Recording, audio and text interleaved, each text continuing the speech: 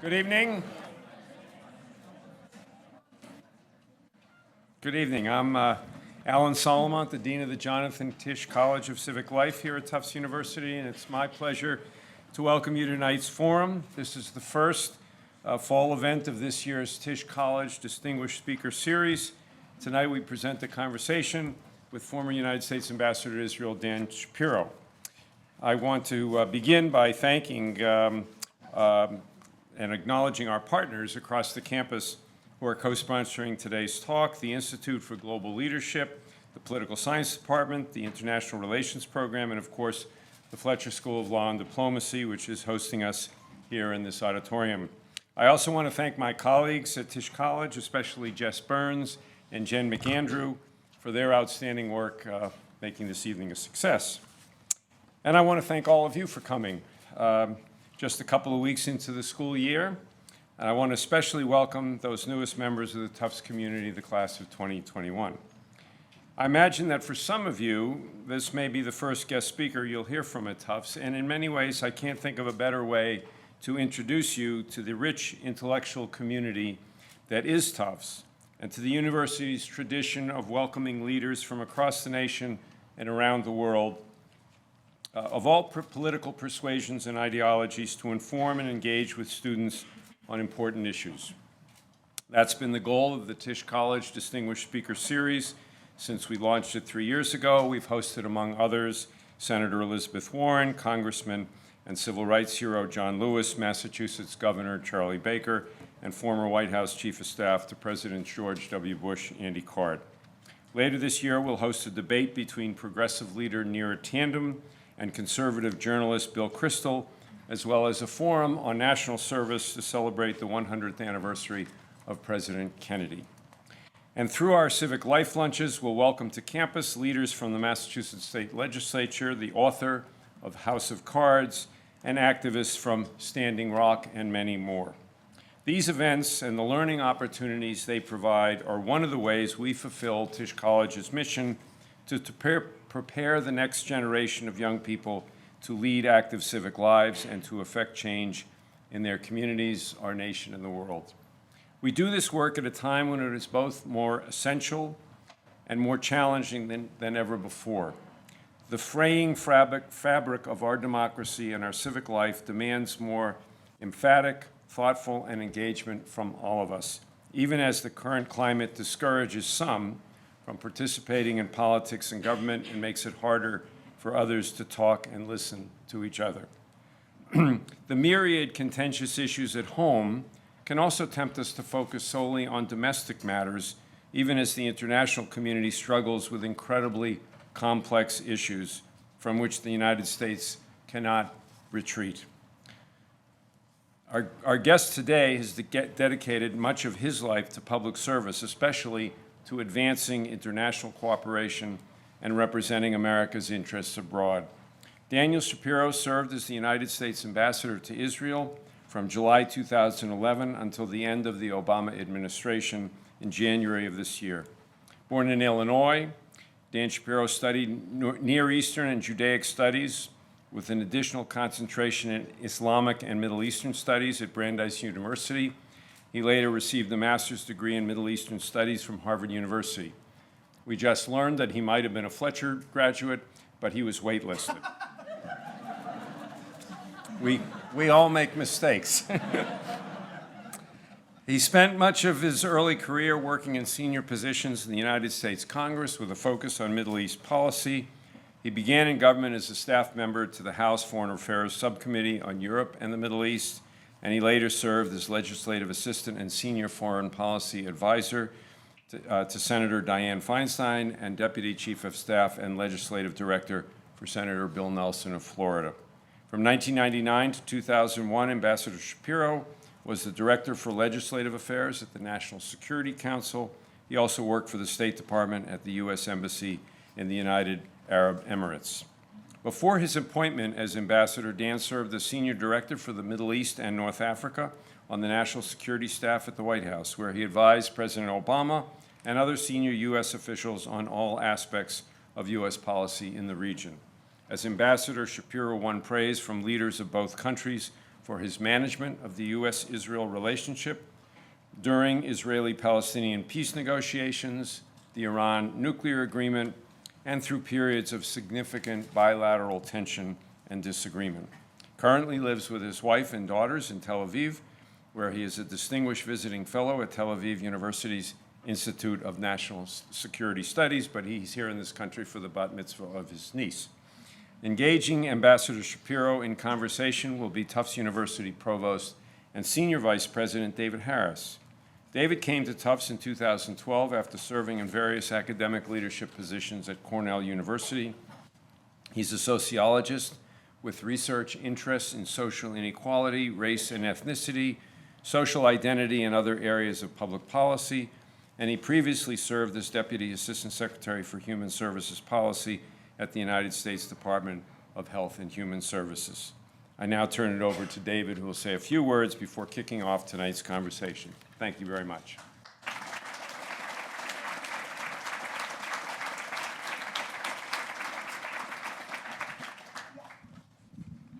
Thank you, Alan. And I want to thank your team as well for organizing this event. It's very exciting. Great to see so many people here. Thank Ambassador Shapiro for joining us, and also thank his family, who's here sitting in the second row. I had a chance to chat with them earlier, and I asked for some dirt I could use, and it may come out. I think Dean Solomon just gave you some. So really a great pleasure. Really important issues, obviously. You've had a tremendous amount of experience, and I want to thank you first for the time you spent this afternoon with our students. I know you met with 3 different groups of students representing different groups on campus, Fletcher students, undergrads as well, and I've already heard that it went very well. They're very excited and appreciated the time, so thank you. Pleasure, and just a word of appreciation to Dean Solomon and the Tisch College for bringing me here, to you, Provost Harris, and of course to the Fletcher School. Despite our history and in spite of the absence, I know we couldn't be here, of a good friend, Admiral Stavridis, so I'm delighted to be here. Right, thanks. So let me just share with you how we're going to operate this evening. So we're going to have a little conversation for a little while, and then we're going to make sure we leave plenty of time for Q&A. That Q&A, I asked, there's microphones here. When time comes, I ask you to line up at the microphones. Few requests. I ask that you remember it's a question and ask it in that form. I ask you to be brief. There's a lot of people here. I'm sure people will have a lot of things they want to ask. And also ask you that if a question has been asked, that please try and ask a different question. With that in mind, let's get going. So, Ambassador Shapiro, you've opted for a life of service. I did ask your parents what you thought you might do when you graduate high school, and it wasn't necessarily what you're doing now, and that's true for most of us. So I wonder if you might say a little bit about why you've chosen this path. I wouldn't actually have known I was headed for this path, even back when I applied to the Fletcher School. Although I thought what goes on at the Fletcher School was incredibly impressive, I really still was more in an academic mindset and began a program that I thought would take me toward academia. I was getting a Middle East Studies degree with an expectation of a history PhD and something in that field. It was actually the experience of spending time in the United Arab Emirates, which was mentioned in my introduction, working in the U.S. Embassy. It was a State Department internship, but one in which I was given a great deal of very substantive work to do that turned me very firmly toward a public service and foreign policy career. Even before that, I had deep and long-standing interests in the region, and so I knew I always wanted to be involved in issues related to the Middle East. We'd spent time in Israel as a family when I was young, spent more time there as a student after high school and during college, had traveled widely through the region, and then had this experience in the Gulf as well. So I was always very focused on the history, the languages, the civilizations, and challenges, but found myself drawn more toward asking those questions. What can we do as a country, as a government? What can I do as a citizen to try to make things better, to try to improve the circumstances that we find there, advance the interests of our country, help resolve conflicts, and where possible, help improve people's lives there. Those are also values that I grew up with. I didn't know I'd find expression of them in diplomacy or even necessarily in a Middle East context, but it was really that what turned the switch for me was the opportunity to go and work for a time in the government and understanding this is where policies are made, this is where, at least for me, you can try in a practical way to make a difference in solving some of these problems. Excellent, thanks. Now, the area you've worked in, the Middle East, is obviously an area where a lot of people have very strong opinions. I had not noticed. Yes. Well, I'm here to share that with you.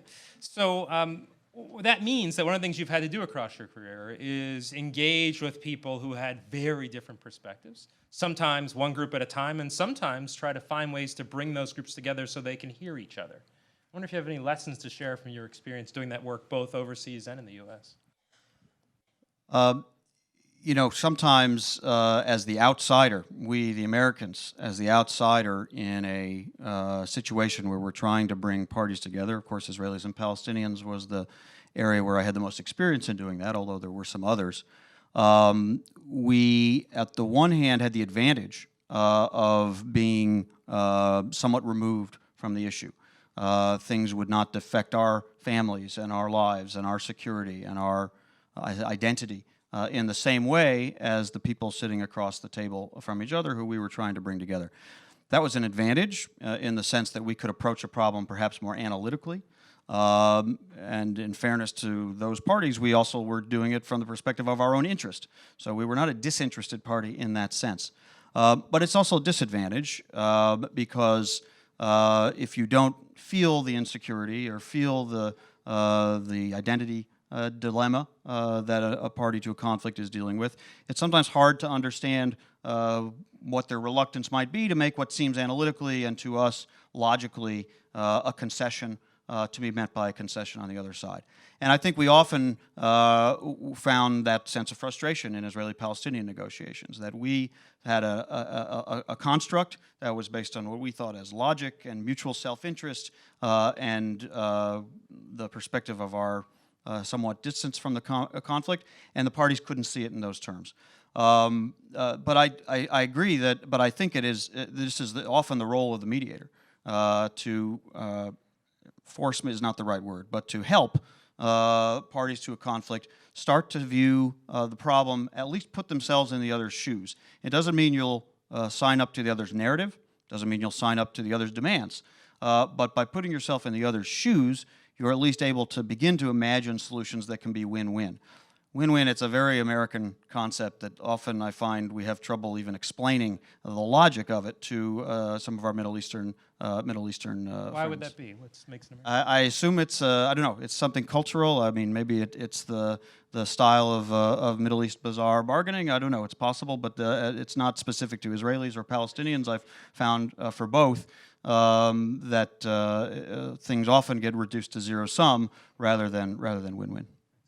Can you say a little about part of your job, obviously, ambassador to Israel, a lot of time in Israel, but I assume a lot of time also in the U.S., talking to people in Washington and also interested groups around the country about our policy in the Middle East.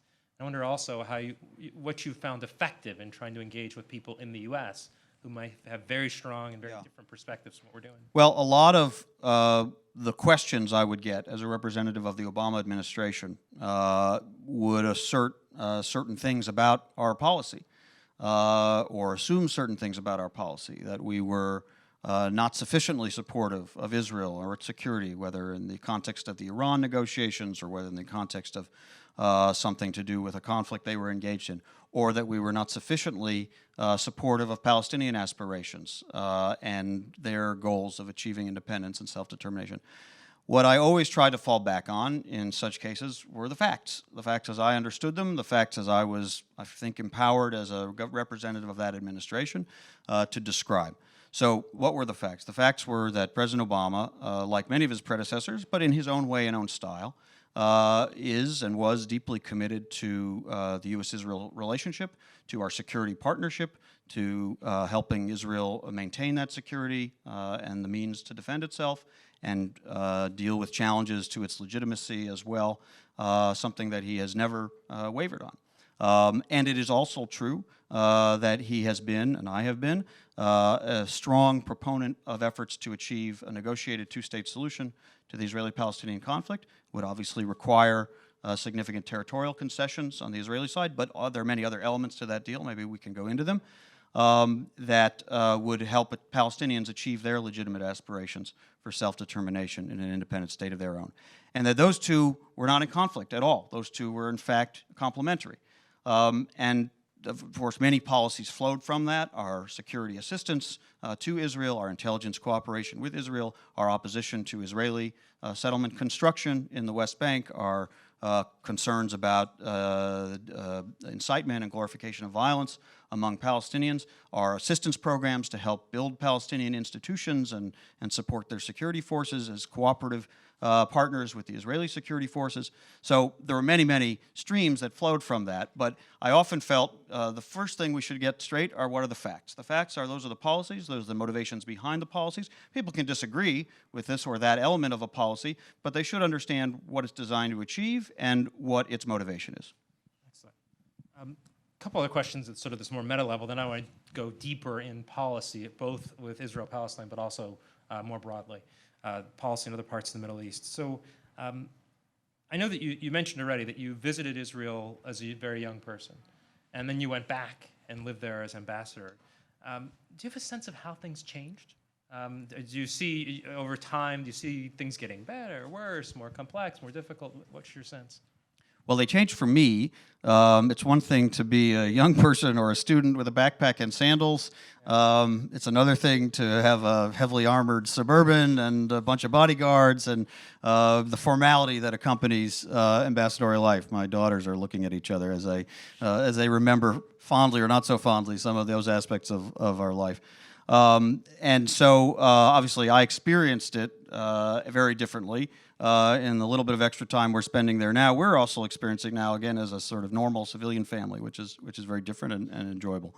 But what has changed there? I mean, so much has changed in the region, and for Israel, it would be hard to go through it all in just a few minutes.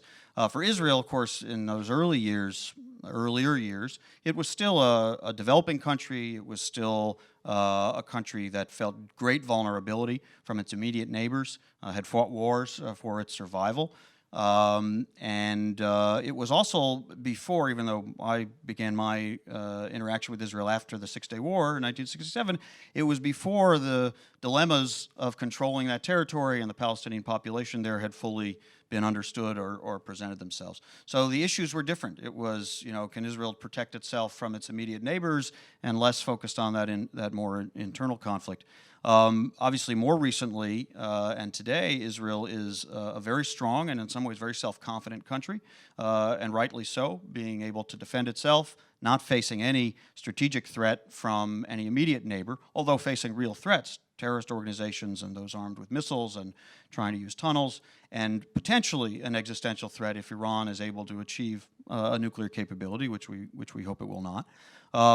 So on the one hand, you have a certain degree of self-confidence and an economy that is now very modern and a source of innovation. On the other hand, you still have residual anxieties and real present anxieties because of the way threats have emerged and the way there are still challenges to Israel's very legitimacy as a country. Now, the Palestinian issue, of course, has evolved dramatically in those years.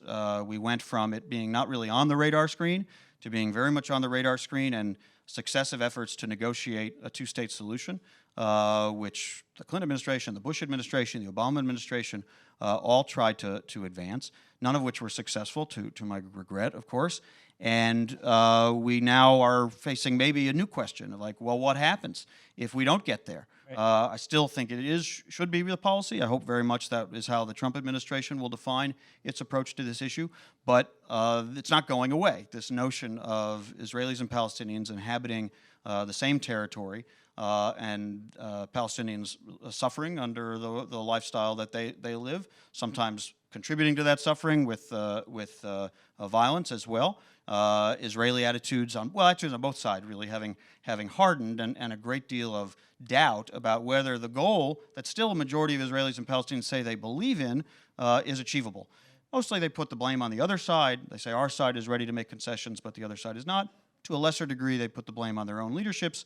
But in either case, there is a kind of disillusionment and despair that has set in that is an additional political hurdle that, if not these leaders, the next generation of leaders are going to have to work very hard to overcome to show that that solution can actually be achieved. So let's talk about two-state solution. So you've mentioned this a few times. Something comes up all the time, obviously, when we're talking about these issues.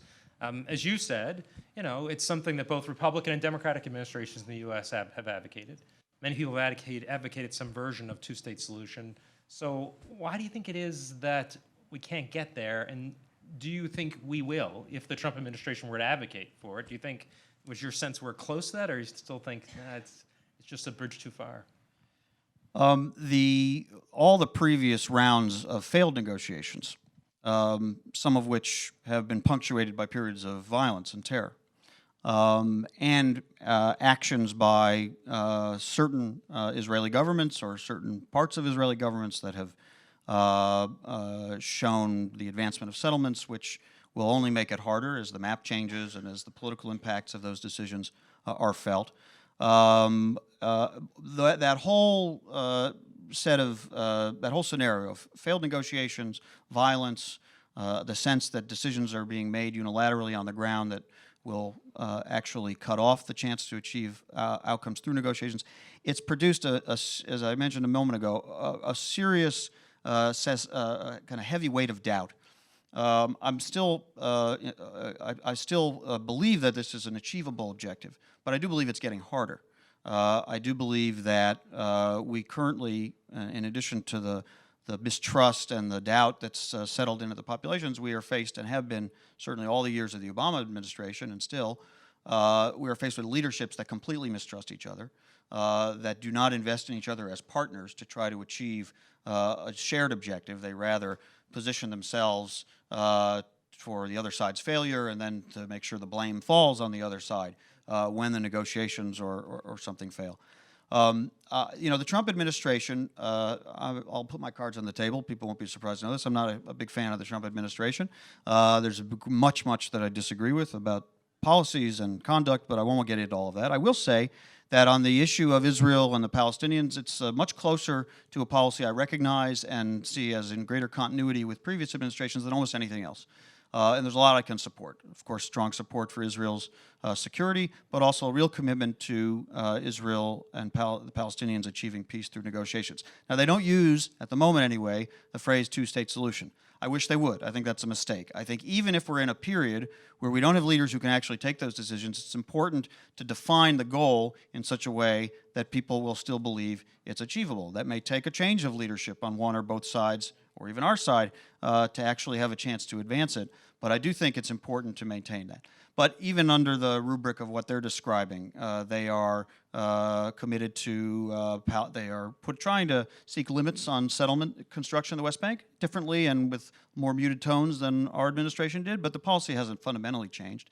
They are actively trying to promote Palestinian economic development. They are trying to promote openings between Israel and other Arab states who still don't have relations with Israel, but have come to see Israel as a strategic partner against the common enemies of Iran and ISIS and other Sunni radicals. And so they are, I think, pursuing many of the same vectors that we were. If we are in a period, however, where there are leaders that are just not able to build that sort of sense of trust and partnership, what we may be in is a period of trying to maintain the two-state solution as viable and achievable for later. And so there are a lot of practical things that can be done on the ground to improve the economic circumstances and the security circumstances and reduce friction between Israelis and Palestinians that, number one, will help maintain stability and reduce, hopefully, the negative impacts of the conflict on both sides. But number two, sustain two states as viable and achievable for a better set of leadership circumstances that we hope will occur in the future. I wonder, a hard question often for people to think about or maybe talk about is sort of what we could have done better. So in your time, in the role, working with President, Secretary Kerry, are there things you think we might have done that would have led to better outcomes? It's still early, of course, to start to critique our own policies. I believe that diplomacy is like any human endeavor. If it's done by humans, there will be mistakes, and there will be areas where things could be done better. And I believe that is true of the governments I served in, and I believe that is true of me personally. And I think it deserves study and analysis, which I'm maybe beginning, but I'm not sure I'm all the way there yet. Look, there are moments I can think that we might have been clearer about the overall objective. Actually, we've always talked about a two-state solution, but President Obama gave a speech in May of 2011 in which he described the territorial basis of a two-state solution as he understood it. He said, based on the 1967 lines with mutually agreed swaps, and a lot of the security provisions that would have to be put in place to ensure that Israel would not experience a new security threat from a territory it withdrew under that territorial arrangement, like it did when it left Gaza. But perhaps the speech could have gone further. Perhaps it could have defined all of the elements of a two-state solution, including a resolution to the Jerusalem issue, one of the most hardest issues to resolve, a resolution to the refugee issue, another very hard issue to resolve because it touches on the narratives of both peoples. And maybe, I sometimes think, if we were clearer about saying to the parties, look, we know these are hard decisions for you, and maybe you're not able to make them, but we, as your friend and as the sponsor of these negotiations, by both of their requests, by the way, we believe these are the terms that will ultimately define a successful negotiation, and when you're ready, we're ready to sponsor negotiations on these bases. That's an option we might have tried and didn't. I don't know if it would have worked. Actually, as I really think about it, and this isn't to let us off the hook, but it is to say I think it's only fair that I have a hard time, given the leadership circumstances we faced and that I described before, I have a hard time convincing myself that if there was a particular angle or tactic or even strategic choice that we had made, we would have achieved a dramatically different outcome. We were faced with leaders who did not trust each other, who prepared for failure, who in some ways reflected the attitudes of their own societies, in some ways perpetuated or enhanced or furthered those same attitudes. And that made it very, very difficult to find a path to the ultimate success we wanted to achieve. It was still a noble effort and still worth trying, and even some practical things happened along the way that are still of value for the next efforts. So you talked a couple times about leaders who didn't trust each other, about some of the challenges of this set of leaders, and maybe it would be better outcomes with a different set of leaders. So one of the things that makes me think about is the relationship between President Obama and Prime Minister Netanyahu. And also the interesting insight that I believe that Netanyahu spent the night in Jared Kushner's room or something when Kushner was young. I mean, his families were connected. Does that matter, these sort of relationships with Obama, Netanyahu, Kushner? How much does that matter, you think? It matters. Leaders are human beings. To the extent that human beings connect on a personal level, on an emotional level, respect each other, enjoy each other's company, it is certainly possible that those, and there are occasions I think we know, that those relationships have lubricated progress and found ways of contributing to trying to resolve conflicts or solve problems. Now, I will say that I'm often asked about the relationship between President Obama and Prime Minister Netanyahu, and it is sometimes described in a way I don't really recognize. These two guys couldn't stand each other, couldn't be in the same room together, wouldn't talk to each other, were treated people like me who had a good relationship with both as maybe the two squabbling parents might the child as the messenger boy between them. It really wasn't like that. I was present for every one of their 16 meetings, were involved in most of their phone calls and all the other interactions of our government, all 8 years. And while they had disagreements, and some of them were over big things, like the Iran deal and the issue of settlements, and sometimes, especially for the perspective of an ambassador, they got too public and a bit too personal and too political. But their time together reflected leaders who actually had great respect for each other and were cordial and were productive and were characterized by the kind of conversation I think we would always want our leaders to have with leaders of other countries, certainly of allies.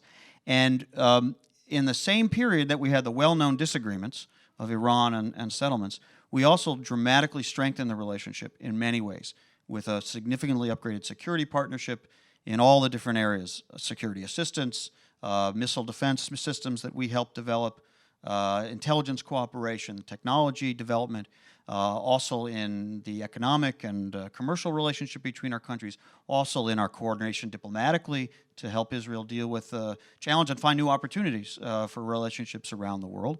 And those same breakthroughs and improvements and strengthenings of relationships were also the work of those same two leaders. And I think they don't get enough credit, and I hope I'll be able to tell this story as they should. That these are two leaders who had their disagreements and yet were so committed to the principles of the bilateral relationship and the interests it served for both countries that they were actually to rise above those disagreements and achieve very impressive things on behalf of both countries together. It didn't happen in spite of them. It happened because of them. Those weren't self-executing decisions. They made them in closed, respectful conversations and directed those of us who worked for them to implement them. So I think the relationship is a lot more complex than it is sometimes characterized. Thanks. So we've been talking about Middle East, talking about Israel. Let's talk about Palestinian territory a bit. So obviously the Palestinian people have suffered a great deal, some at the hands of enemies and some internal challenges with their own leadership. I just wonder if you might say a little bit about what you think the prospects are for improvements in the Palestinian area. Yeah, well, it's a hard situation for Palestinians. I in no way want to understate the difficulty and the hardship I think Palestinians find themselves living in the West Bank, in Gaza, and other parts of the Middle East as well. And it's among the reasons we've been so motivated to try to help end this conflict and create a state where they could live out their self-determination. No question, life under occupation is going to have inherent hardships and probably some inherent injustices. I believe Israel tries very hard to deal with that situation in a reasonable way, but they're not perfect and they make mistakes. Some they deal with as we would recommend they do through judicial processes.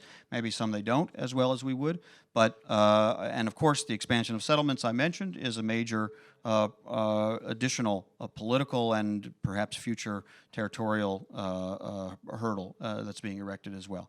Within Palestinian society, there are other problems. There have been leaders who have been far too willing to countenance and incite for and glorify violence as a legitimate tool to achieve Palestinian aspirations.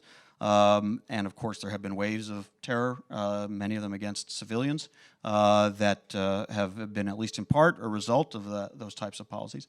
I believe that's a very immoral approach, but I also believe it's been terribly counterproductive to Palestinian aspirations. And so whether on the moral or the practical level, I believe they'd be much better served by leaders who would be crystal clear that that is not the path that Palestinians will take. And of course, they've been even more poorly served by the true terrorist leaderships of organizations like Hamas, which has taken over Gaza. There was an opportunity when Israel withdrew from Gaza, and it doesn't mean that the withdrawal was perfect or that it might not have been structured differently to empower the Palestinian Authority leadership that followed, but certainly it was territory that Israel vacated to the last inch, and unfortunately it was soon taken over by a terrorist organization, openly committed to Israel's destruction, willing to use rockets and missiles and tunnels to try to carry out those acts of violence. And that also has served Palestinians very poorly, certainly within Gaza, where they've lived under a brutal regime, but elsewhere too, where that memory and that experience informs Israeli attitudes and probably hardens them about future concessions. So I'm often asked, as President Abbas is getting older, he's 82, he's not in the best of health. There's already a leadership succession struggle underway, and the question of, well, what's next? What's the next Palestinian leadership look like? I think it's the biggest black box in the Middle East, to be honest. I don't know any Palestinian, I know many, I don't know any Israeli, I don't know any Arab or surrounding country who really knows the answer to that question. And there's some jockeying, and people are starting to put their bets on certain horses, but it's a very, very difficult thing to foresee. I hope what emerges will be a Palestinian leadership that's creative and active and comes with ideas, certainly comes with a clear view about violence, but will also help inspire the Israeli public to say, wow, we really have a partner. And of course, be met by an Israeli leader who will treat them that way. Excellent. So just a heads up, we have a few minutes until I'm going to turn the Q&A, so make sure you're thinking about those. Let's talk about Iran a little bit. So I wonder if you might say what your thoughts about the Iran nuclear deal, those who are critical of it. I mean, obviously, as U.S. Ambassador to Israel, this is something you're going to spend a lot of time thinking about. Sure. I was not a direct participant in the Iran negotiations, but I was very involved in our dialogue with Israel about the Iran issue. And I have to say, the big disagreement we had toward the end was in ways sort of vexing, because we had spent 4 or 5 years in the first part of the administration in the closest coordination with Israel, based on a shared objective, strategic objective of preventing Iran from acquiring a nuclear weapon, based on a shared set of understandings that diplomacy and economic pressure were the best tools to use, and we worked together first to fuse our intelligence, so we knew everything about the Iranian program, then to design and pass and enforce the sanctions regime that really put up crippling economic pressure on Iran and brought it to its knees. Then, of course, this was unilateral, but President Obama put in place a military option that we did not have to be able to destroy the Iranian nuclear facilities if all else failed, and we briefed Israel fully on that. So there was a lot of cooperation around that issue. But we always knew, and we were open in our conversations about it, that we might at some point draw the line differently between a good deal and a bad deal for perfectly legitimate reasons. Israel is smaller and closer to the threat and has its military capabilities. We are farther and larger and have other, I'd say, greater military capabilities as well as global responsibilities. So we might have a different level of risk tolerance about that issue. And so we knew that was out there. Of course, when it came to the agreement itself, that was all anybody could focus on, was the disagreement. My own view remains that this agreement did exactly what it was supposed to do and advertised to do. It has moved Iran from about a 2 to 3 month timetable where they could break out and achieve a nuclear weapon back to beyond a year, and by systematically blocking off every pathway they could take, removing enriched uranium that they had, removing centrifuges to enrich more uranium, removing their plutonium capability, and putting in place a intrusive monitoring system so we could know if they were cheating and have time to respond. The agreement has done those things. Actually, nobody who is monitoring it, the IAEA or various intelligence services, our own in Israel, is in dispute that Iran is living up to those requirements. And so far, and easily projected for a decade, that will be the case. But I don't believe it was a perfect agreement, because I don't believe there was such a thing as a perfect agreement. And I don't believe it ended or solved the Iranian nuclear issue. I don't believe that was an achievable objective. I believe it has bought us significant time, something that frankly has been ratified by Israeli strategic thinkers, including in the military, who have said the Iranian nuclear threat is not an immediate or even an intermediate threat they are focused on. It is a longer-term threat they know needs to be addressed, but it's not what they have to deal with right now, and that lets them and us confront Iran on its terror sponsorship, on its intervention in Syria, on its destabilizing activities and ballistic missiles, without that all taking place under a nuclear umbrella. So it's bought us valuable time, but it's not the end of the story. We are going to have to revisit that issue, using all the various means we have, diplomacy, economic coercion, if necessary, military power, to make sure that Iran does not achieve that nuclear weapon in the later stages or after the deal expires. Thanks. So you've all been so generous in allowing me to guide the conversation, so I'm going to now turn it over to you and give you a chance to ask questions. I've got a bunch more, so if you don't have questions, I'll keep going, but I want to make sure I do give people opportunities. So if there are questions, I ask you to head towards the mics here and here, as I thought there are. So if you might just introduce yourself and ask your question. Hello, I'm Mariah. I'm a first-year MALD with the Fletcher program, and thank you for doing the roundtable just now. Sure. You've spoken pretty extensively on how language was a useful tool when you started your position as ambassador, but given that that's not how we organize our diplomatic corps, what do you think is the best way to enter a new region? I'm sorry, as a diplomat who doesn't have the language facility in that region? Yes, I mean, given that our foreign service moves every 2 years and you're being placed in places where you don't have a cultural background, is there a way to kind of counteract what you see as your biggest advantage in that situation?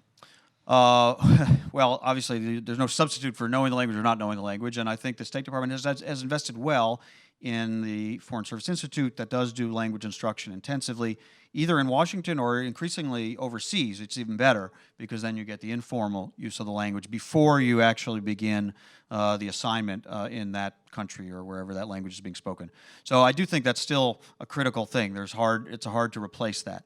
Relying on the local staff at embassies who are native and speak the language and can be the interpreter and be not just the language interpreter but the cultural interpreter is another tool that, even with my language abilities, I found extremely valuable.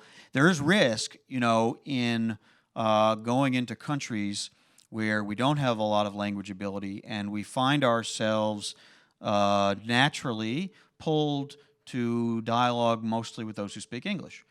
That's good. It's good that they speak English, and we want to spread that ability. But the best example I can think of where that was actually worked against us was Iraq, after the invasion of Iraq in 2004 or 2003. a much more limited set of Iraqis spoke English.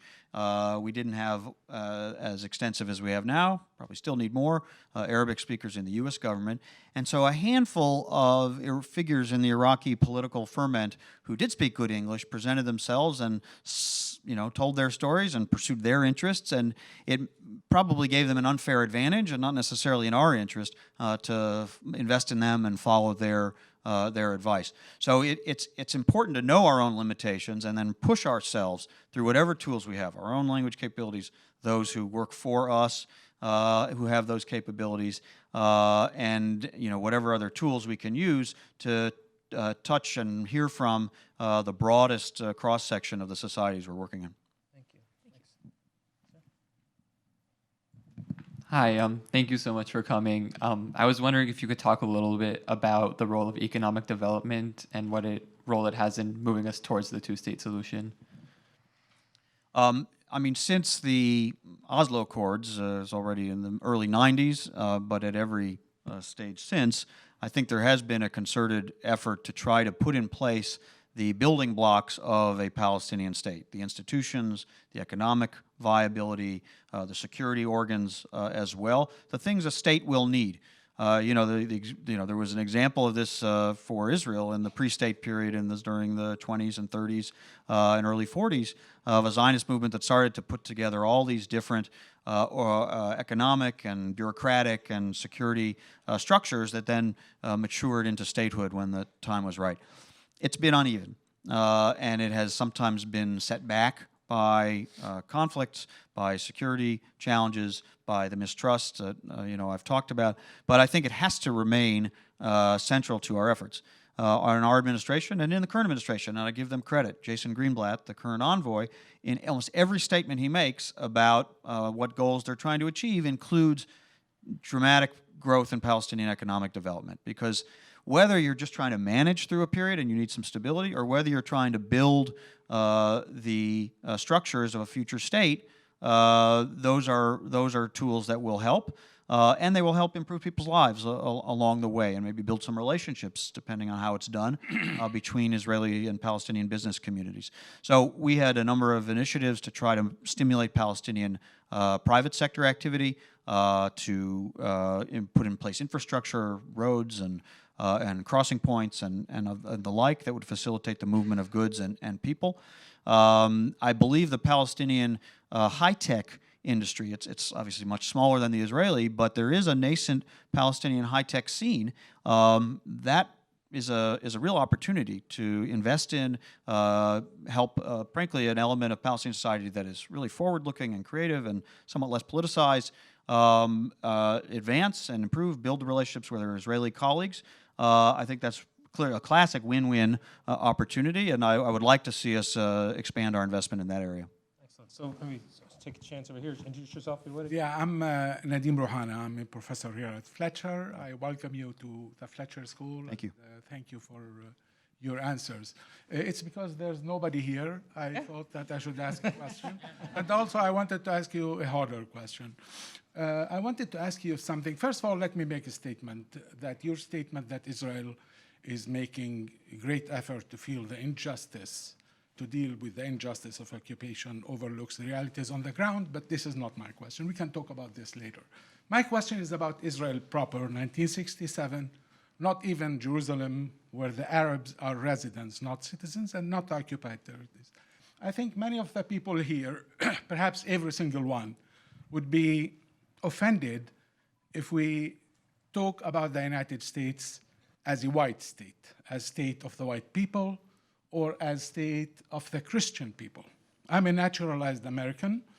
I internalize these values. And I wonder, particularly you, Ambassador Shapiro, somebody who has a strong relationship with Israel as a kid and later on, I know you know the language. I know the language too. How do you feel personally about this business of Israel as a Jewish state when 25% of the population is not Jewish and 20% are Arabs, Christians, and Muslims, and where in the books there are, according to Israeli organizations, at least 51 laws that give privilege to a Jew over non-Jew. So the idea of Jewish state is really an idea of giving privilege to a Jew over non-Jew. I am interested more in your personal, and I promised a hard question, so I give one. Which I always welcome. Thank you, Professor. Of course, worked, I'll talk about myself personally, but I did work for an administration that, like others, has said we believe Israel's right and legitimacy as a Jewish state, also a democratic state, in which all its citizens enjoy the political rights and civil rights of any citizen, is appropriate. And that's based on the historic ties between the Jewish people and that part of the world, which I don't think are in dispute or should not be in dispute, as well as the tragedies of Jewish history when the Jewish people have been in exile and without sovereignty and the ability to defend themselves. And it's not really any different than many other national movements in which people who are members of that people have a certain privileged status, not necessarily as citizens, but for things like immigration or eligibility for citizenship. We can see that repeated in many other national movements and countries around the world. Now, the difficulty it creates is, of course, there's another people. There are other religions, but let's talk about the Palestinian people as a people who also are deserving of the same degree of sovereignty and ability to chart their own future. And it seems to me, in a situation that nobody would describe as perfect, and which has all the complexities that I think we all know well, there's no better solution, maybe no other solution, than a two-state solution in which the Jewish people are able to experience sovereignty in a democratic and self-determination in a democratic society in which the minority populations also experience their rights. And the Palestinian people, maybe on a similar basis, by the way, have the rights of and self-determination in a state of their own. It's a political solution. It is not, maybe as somebody would draw it up in a laboratory, one without things one could pull out and say, you know, this is different, and in a perfectly just situation, we would have something else. But I personally believe it's actually quite just to both sides, and it certainly answers the needs, the fundamental needs of both sides that both have experienced the flip side of, the negative side of, as people without sovereignty and statehood. Thank you. Introduce yourself. Hi, Ambassador. My name is Uzair Sattar. I'm a freshman here at Tufts. Thank you for coming to speak with us. My question is two-tiered. Why does Israel ban Palestinians from gathering in groups to talk about political discussions without the permission of an Israeli military commander? And that's one. The law that has allowed this has been in effect since 1967. And what has the U.S. done, if anything, since that time to stop this clear infringement of free speech and assembly in Palestine? Thank you. Thank you. Yeah, I'm not actually familiar with the specific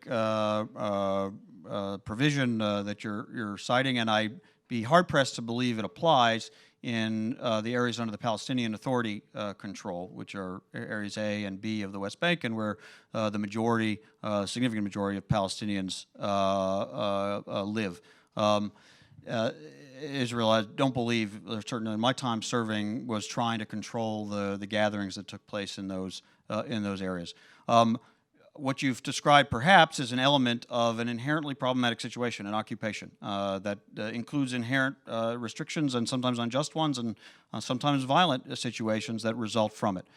It's complex, both in its origins and in its conduct. We, as the United States, have, again, I'm not speaking necessarily about that specific provision, but have at various times and in various administrations raised our concerns about human rights, about freedom of movement, about the ability for Palestinians to express themselves in various ways. And we've also seen, as I mentioned, situations where there has been violence and terror that has emerged from those areas. And, of course, the Israelis have that very uppermost in their minds of something they're trying to prevent. Trying to fix it on issue-by-issue basis, which we can raise. We can raise a concern about how a particular village is treated or a particular practice is maybe something at times we have to do, but it is not going to really resolve anything. A political solution, I mentioned a moment ago to the professor, is the only way you can actually get to the end point where you've resolved that and both parties are living with all the rights that we want all people to have in their own societies. Thanks. So I feel like the bad guy because we're not going to have time for all the questions. So I ask the questioners can be brief, and we'll try and be brief in the answers, and we'll see how many we can get through before they tell me I have to stop. So. Hi, thanks for coming. So my question is about campus climate while we have you here on campus, and if you can give some your advice as a diplomat. So we have on our campus two sides that are just very passionate about their beliefs, pro-Israel side and pro-Palestinian side, but there is not a lot of coming togetherness. There's not a lot of discussions in between the two sides. And so my question is, do you see any way that within a college campus, like of bringing together both sides and what such a space, if it's space, what that would look like? Important question. It's a very important question, and I've heard similar questions from other campuses, and I know those issues have presented themselves here at Tufts recently and last semester and so forth. You know, I think one of the fundamental tenets of the academic experience is inquiry, is challenging assumptions, is learning, is particularly hearing views different from your own. I actually can't think of any better way to learn than to hear the views of someone other than your own. Even if it's very passionate, and even if you feel strongly, that dialogue, of course, needs to be respectful, and it needs to be civil, and it needs to allow expression in both directions, or more than one direction.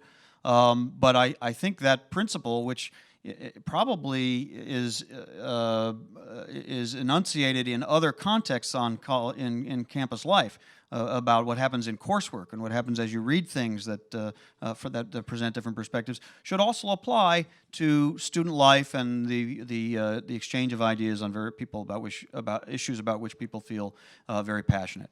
So my humble advice or recommendation, whatever it would be, and I certainly defer to the faculty and the administrators who are the guides to the students here, is to try to create that climate. It's always acceptable for people to express themselves. I mean, we do live in a country defined by free speech, our First Amendment rights, but we should be equally respectful of others' rights, and we should not be excluding people from those conversations, rather try to create an inclusive exchange. Thanks. Sir? My name is Bennett. I am a sophomore undergrad, and you mentioned that Who Will Succeed at Boss is one of the biggest black boxes in the area. Could you speak a little more on what you think America might or might not be able to do to ensure we can get a leader who's more open to discussion on that side? It's a very good question, and one we struggle with, because it may be that by putting our thumb on the scale, to the extent we even can, and I'll get back to that in a second, we may actually disadvantage the very people we think we're helping or we want to help, because there's a certain taint to being supported by any outsider, and maybe in this context by the United States. So it's a hard question to come up with a direct answer to. Could we actually be effective? Should we? I mean, there's a different question of should we try. I think. Generally in democratic societies, we try to stay out and we let people express themselves with votes. In other societies, and to be frank, I mean, this is known about American history. We, have at times indicated preference or tried to give backing. A lot of times it doesn't work out. A lot of times it actually backfires on us. So I'm very humble about our ability to pick winners, or if it's even appropriate to do so. I think maybe the approach should be to define principles. We will want to work with any Palestinian leadership to improve the lives of Palestinian people, to help them achieve their legitimate aspirations for self-determination and independence.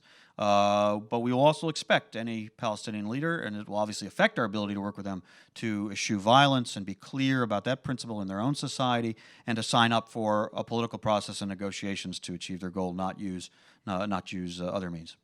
All right, I'm going to use the moderator's prerogative, and here's what we're going to do. We have time for one more question, but I'm going to interpret that as them telling me I can only have one more round of questions and answers.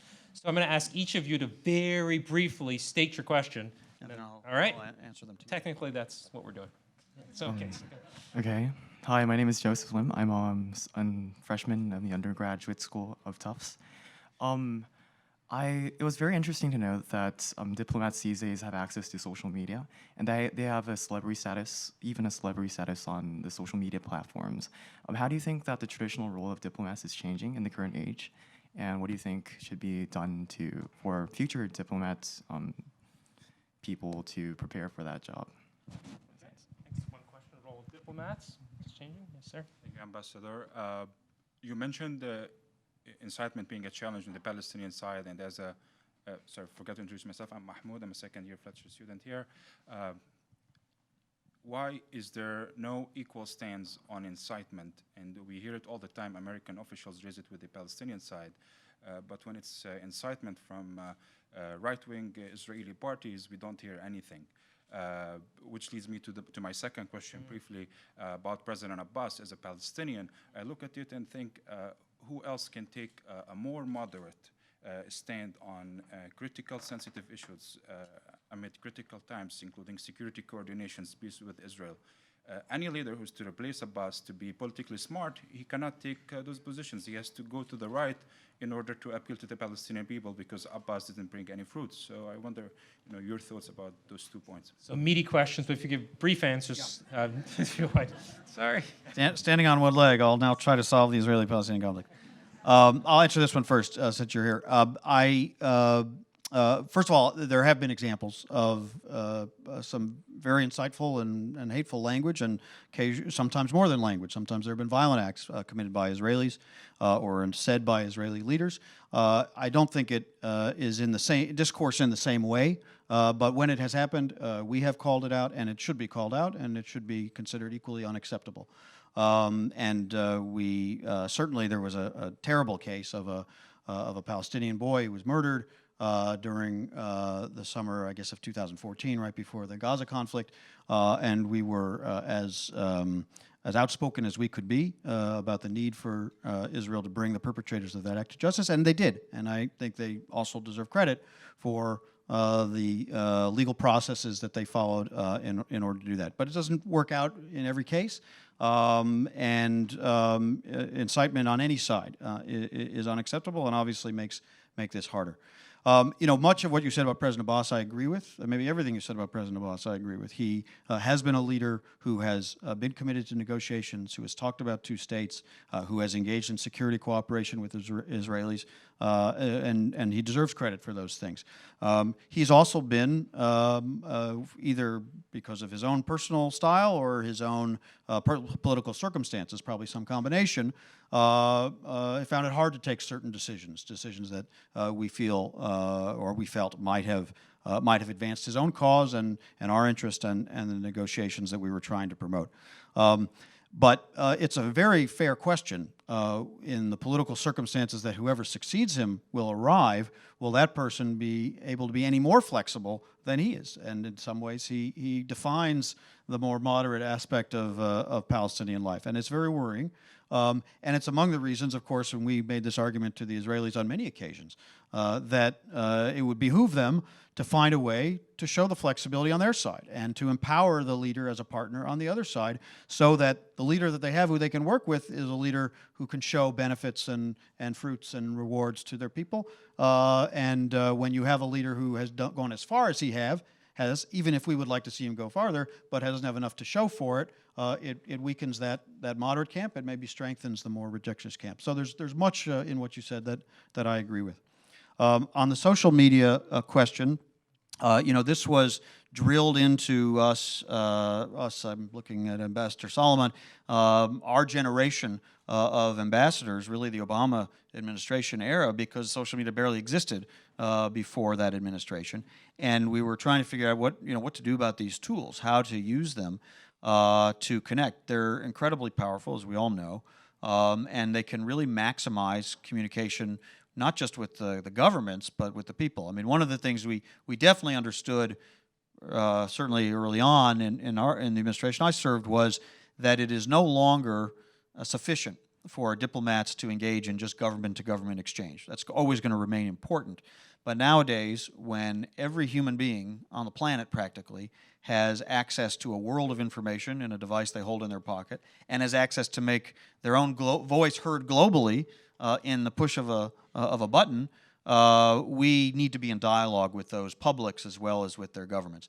And so social media has been a terrific tool. I was active on Facebook and Twitter as ambassador, and got a lot of positive feedback from Israelis that said, wow, we connect with you both on the level of the policy you're describing, but also on the human level.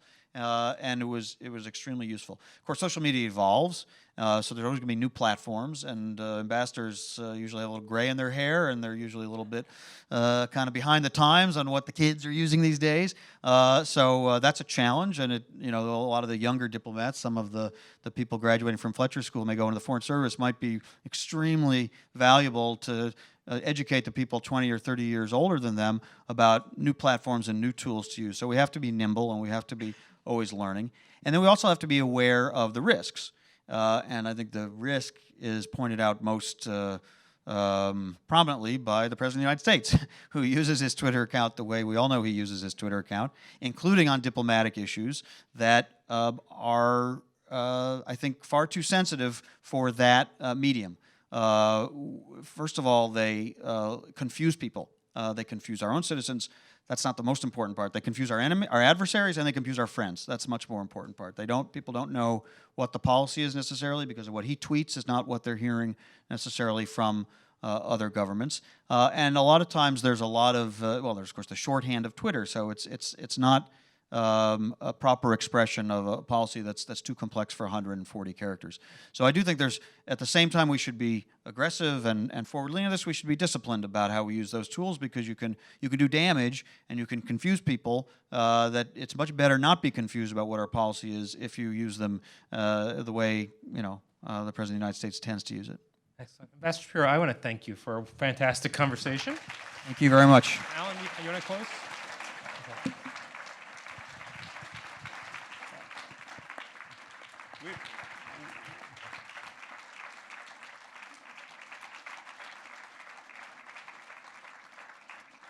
We are now going on 3.5 hours of his time, but I want to thank the ambassador as well, also for showing us really being a role model for American diplomats. And I want to thank David Harris for conducting an absolutely wonderful conversation, and all of you for coming.